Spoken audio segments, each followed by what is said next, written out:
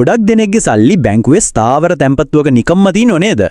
ඉතින් අද අපි කතා කරන්න යන්නේ ඔය ෆික්ස් ඩෙපොසිට්ස් වලින් එහාට ගිහින් අපේ සල්ලි ඇත්තටම වර්ධනය කරගන්න පුළුවන් නියම ක්‍රමයක් ගැන. ඒකට තමයි කියන්නේ යුනිට් ට්‍රස්ට්ස් කියලා. අපි මෙහෙම ප්‍රශ්නයක් අහලා පටන් ගමු. බැංකුවේ තියෙන FD එකකින් ලැබෙන පොලිය ගැන ඇත්තටම සෑහීමකට පත්වෙන්න පුළුවන්ද?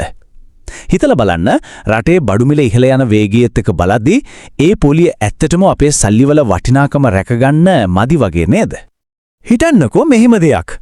FD එකක තියෙන ඒ ආරක්ෂාවත් ඒ විදිහටම තියාගෙන ඒත් ඊට වඩා වැඩි ප්‍රතිලාභයක් ගන්න පුළුවන් ක්‍රමයක් තිබුණා නම් කොච්චර හොනද? අන්න ඒ අතරමැදි ඒ කියන්නේ ස්මාර්ට් පාර තමයි අද අපි කතා කරන යුනිට් ට්‍රස්ට් කියන්නේ. හොඳයි එහෙනම් අපි බලමු මේ යුනිට් ට්‍රස්ට් කියන වචනේ පිටිපස්සේ තියෙන කතාව මොකක්ද කියලා. ඇත්තටම මේක හරිම සරල දෙයක්.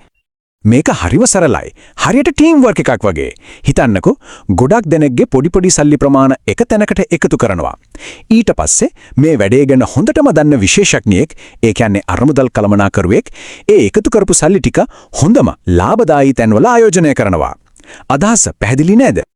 මේක තවදුරටත් තේරුම් ගන්න හරිව ලේසි උදාහරණයක් තියෙනවා. හිතන්නකෝ ලොකු පළතුරු කූඩයක්, ඒකේ ඇතුලේ එක જાතියේ රස පළතුරු පිරීලා තියෙනවා. ඉතින් මේ පළතුරු කූඩේ හැදෙන්නේ කොහොමද? බලන්න. මුලින්ම ගොඩක් දෙනෙක් සල්ලි එකතු කරනවා. ඊළඟට අරමුදල් කළමනාකරුවෝ ඒ සල්ලි වලින් හරියට කඩේට ගිහින් එක જાතියේ පළතුරු තෝරනවා වගේ කොටස් බැඳුම් කර වගේ විවිධ දේවල් අරගෙන අර කූඩේ පුරවනවා.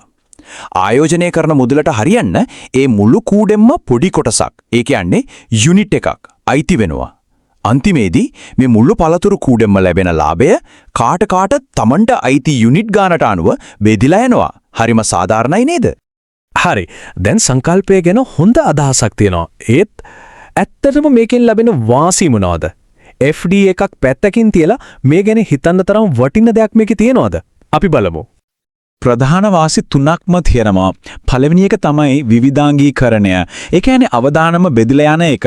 අර පළතුරු කූඩේ වගේම තමයි එක ඇපල් ගෙඩියක් නරක් වුණා කියලා මුළු කූඩේම විසික් කරන්නේ නැහනේ. ඒ වගේ තමයි මේකත්. දෙවෙනි එක වෘත්තීය කළමනාකරණය.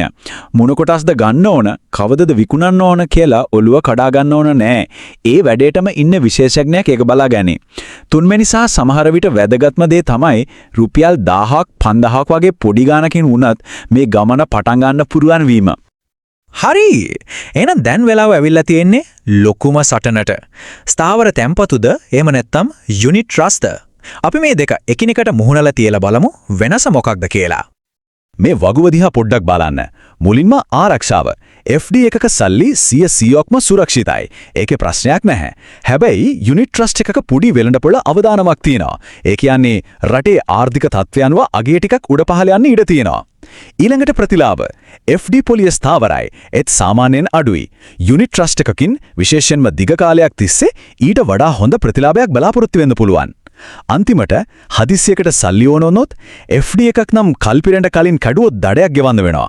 ඒත් යුනිට් ට්‍රස්ට් එකක තියෙන යුනිට්ස් ඕනම වෙලාවක විකුණලා දවස් කිහිපයකින් සල්ලි අතර ගන්න පුළුවන්. ඒක නම් ලොකු පහසුවක්. ඉතින් අන්තිම කතාව මේකයි. මේක සම්පූර්ණයෙන්ම තීරණය වෙන්න ඕන දෙයක් Tamanට දරන්න පුළුවන් අවදානම අනුව. කිසිම අවදානමක් ගන්න කැමති නැත්නම් කිසිම ප්‍රශ්නයක් නැහැ. FD එක තමයි හොඳම. හැබැයි පොඩි අවදානමක් අරගෙන තමන්ගේ සල්ලි ටිකක් වැඩියෙන් වර්ධනය කරගන්න උනන්දුවක් තියෙන කෙනෙක්ට යුනිට් ට්‍රස්ට් කියන්නේ ඇත්තටම නියම තේරීමක්. හරි, දැන් මේ ගැන හොඳ අවබෝධයක් තියෙනවා. ඉතින් මීළඟට මොකද කරන්නේ? කොහොමද තමන්ගේ මුදල් ගැන මීළඟ පියවර තියන්නේ? දැන් මේ ප්‍රශ්නය ගැන හිතලා බලන්න.